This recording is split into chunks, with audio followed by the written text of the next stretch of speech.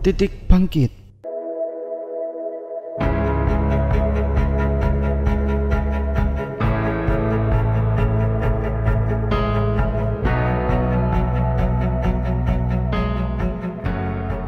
Saya berawal dari hobi membuat kue ya, suka masak begitu.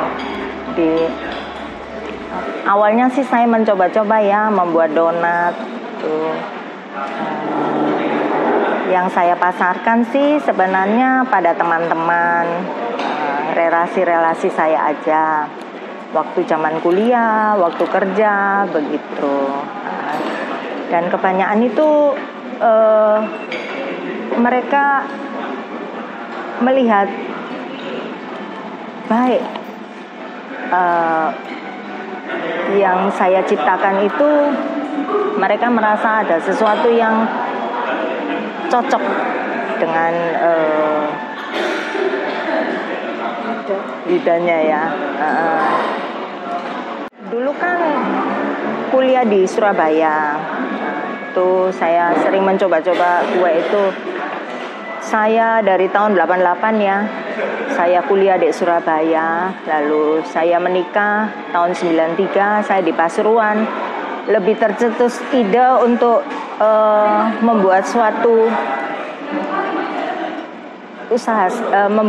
usaha dan memulai dengan membuat donat itu tadi. Dan di Pasuruan kok ya diterima gitu loh. Waktu itu kira-kira tahun 96 ya, dengan harga donat itu masih Rp400. Lokasi sih sebenarnya di sebelah toko alat tulis suami saya ya, karena saya di Pasuruan itu mulai menikah sampai dengan tahun 97 itu membantu suami di membuka toko alas dan kantor. Nah, dari toko itu banyak kok yang bertanya, di sini toko-toko kue di mana ya gitu. Dan tercetus ide saya itu pengen buka usaha kuliner begitu. Lahirnya donat itu. Waktu itu belum krismon ya, di tahun 96 ya saya buka usaha itu. Waduh, kecil sekali ya, dan sepertinya hanya permanen aja sih. Dan ukuran kira-kira ya 2x2 begitu. Sambutan pasar sih bagus. Waktu itu saya jual donat itu harganya Rp400 sudah dengan kemasannya gitu.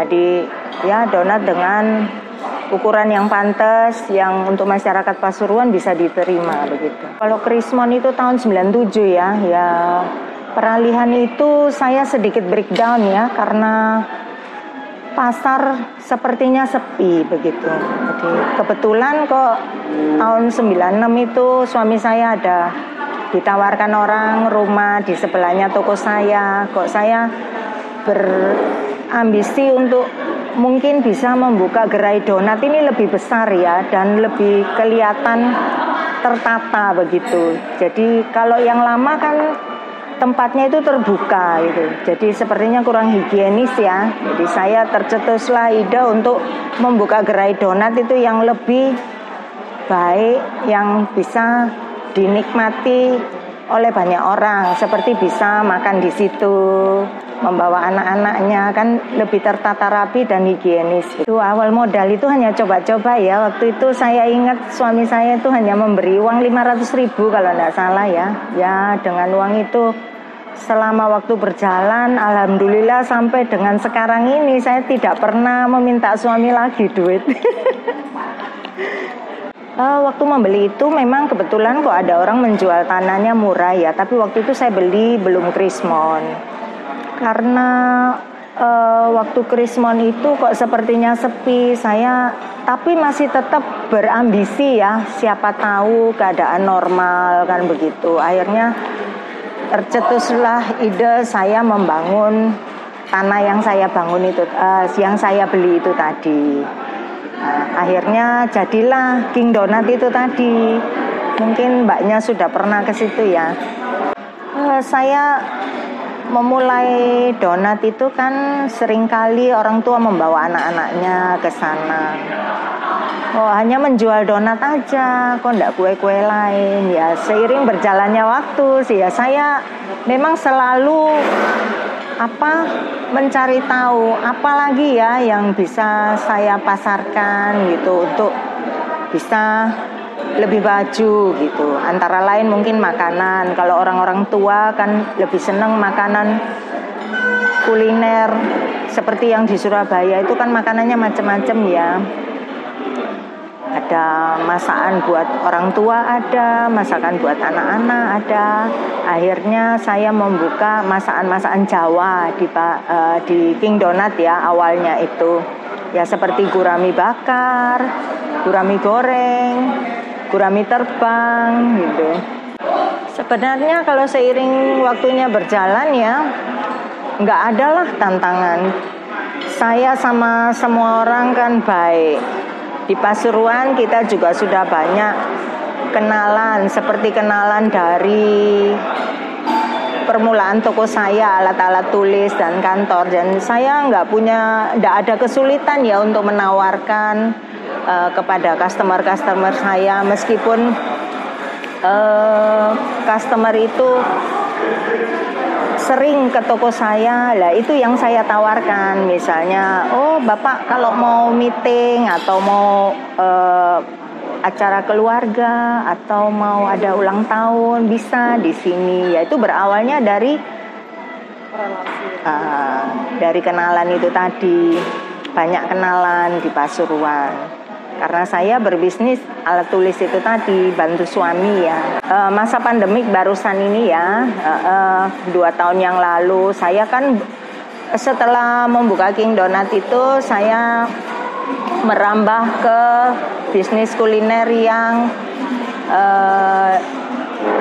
lebih upgrade ya. Jadi saya memang mempunyai visi bahwa saya ingin menciptakan satu restoran keluarga, family restoran yang bisa dinikmati dengan sebuah suasana dan nuansa yang lebih baik gitu, yang lebih berkualitas kalau menurut saya ya.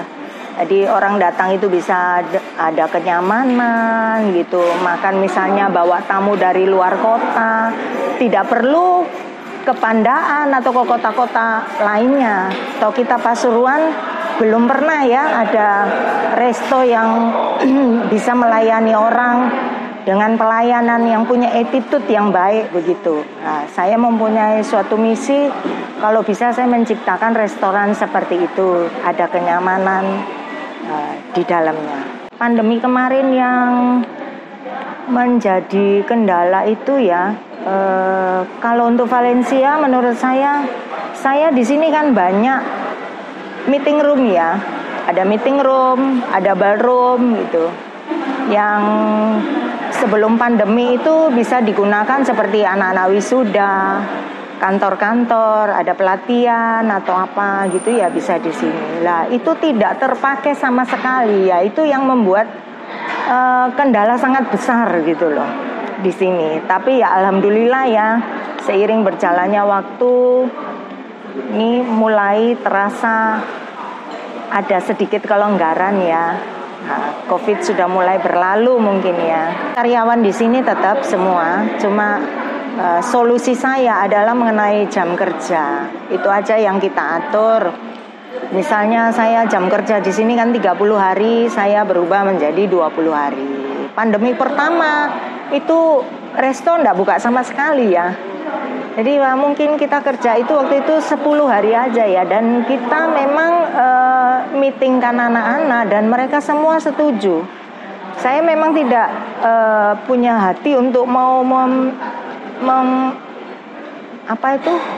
tidak mempekerjakan orang gitu loh, kasihan, karena sama-sama kita sudah memulai awal usaha ini bersama. Tidak mungkin saya di tengah jalan itu mau melakukan pemutusan tenaga kerja seperti itu ya, rasanya kok tidak enak. Kalau di sini karyawannya 30-an ya. Total dengan seluruh saja. Iya, 30-an ya. Dan ini bertahan semua. Bertahan semua 30. Dan memang sudah sepakat bersama bahwa Apa yang menjadi kesulitan kita tanggung bersama gitu.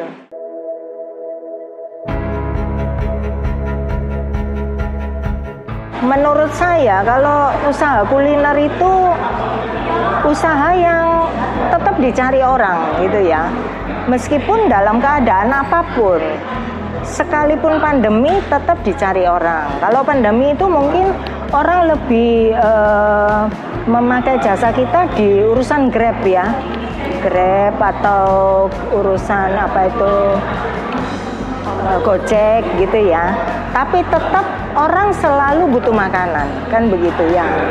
Jadi tetap berjalan seperti alurnya gitu.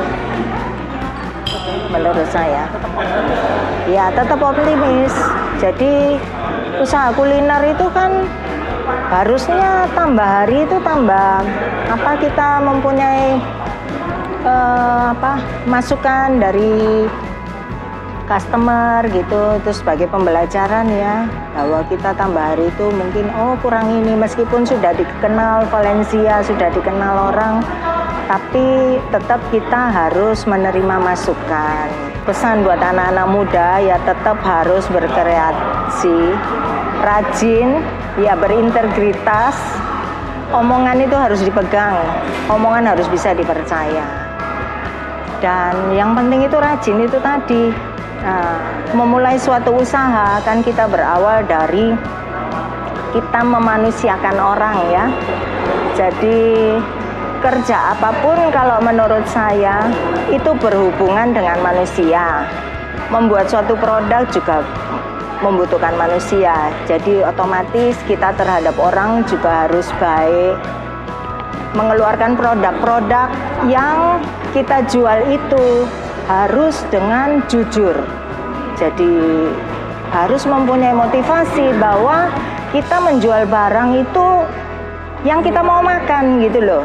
Jangan kita menjual barang itu yang ya kita tidak mau makan. Ya salah satu contoh banyak kan seperti usaha-usaha sekarang itu yang bisnis mereka jatuh karena ketahuan misalnya memakai bahan pengawet, ya, memakai bahan-bahan yang tidak layak dikonsum manusia, begitu. Jadi menurut saya kalau bisnis itu yang utama adalah kejujuran ya. Nah, kita harus jujur, berintegritas, omongan yang bisa dipegang, bisa dipercaya orang. Punya banyak teman, punya wawasan yang luas dan mau menerima masukan orang, begitu.